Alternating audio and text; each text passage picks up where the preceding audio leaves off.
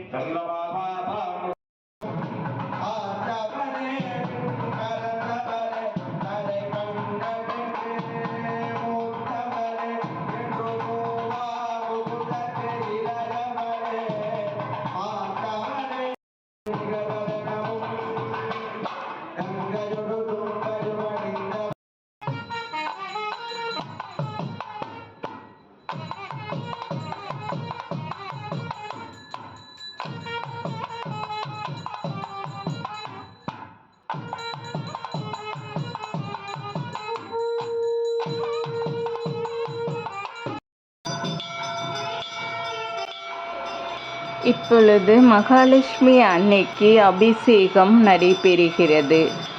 பால், மஞ்சள், சந்தனம், திருமஞ்சனம், தயிர், தேன் ஆகிய மங்கள பொருள்களால் மகாலட்சுமி அன்னைக்கு அபிஷேகம் நடைபெறுகிறது. மகாலட்சுமி அன்னை பரிபூரணமாக அருள் கொடுக்கக்கூடிய இடம் இதுவே. திருப்பூரை வணிக நகரமாக அனைவருக்கும் தெரியும். ஆனால் திருப்பூரின் புராண கால பெயர் ஸ்ரீபுரம். பஞ்ச பாண்டவர்கள் அஞ்ஞான வாசம் செய்ய மறைந்திருந்த போது விராட நகரம் என்று அழைக்கப்படும் தாராபுரத்தில் ஒரு வருடம் தங்கியிருந்தனர். அப்போது இங்கே கோவில்வழி அருகில் இருக்கும் வன்னி மரத்தில் தங்களது போர்க்கருவிகளை வைத்துவிட்டு சென்று திரும்பி வரும்போது எடுத்து கொண்டதாக வரலாறு கூறுகிறது. அப்படிப்பட்ட சிறப்பு வாய்ந்தது இந்த கோவில்வழி. இங்கே அமைந்திருக்கும் மகாலட்சுமி அன்னையும் அனைவருக்கும் வேண்டும் வரம் தரக்கூடியவள். இப்போது மகாலட்சுமி அன்னையுடைய லட்சுமி காயத்ரியை சொல்வோம். ஓம் மகாலட்சுமி ச வித்மகே விஷ்ணுபத்னி ச தீமகி தன்னோ லட்சுமி பிரசோதயாத். இப்பொழுது கின்னஸ் சாதனை புரிந்து வேர்ல்டு ரெக்கார்டில் இடம்பெற்ற செல்வி கிறிஸ்ஸி மகாவின் நாட்டிய நிகழ்ச்சி நடைபெறுகிறது.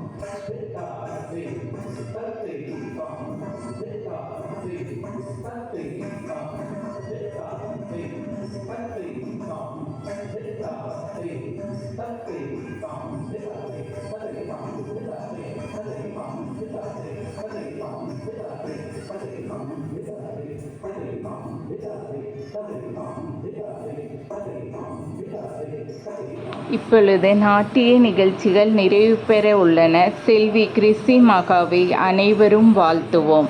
இந்த காணொளியை பார்க்கும் அனைவருக்கும் மகாலட்சுமியின் அருளும் மகானின் அருளும் பரிபூரணமாக கிடைக்கட்டும் என்று குருவை வேண்டுகிறேன்.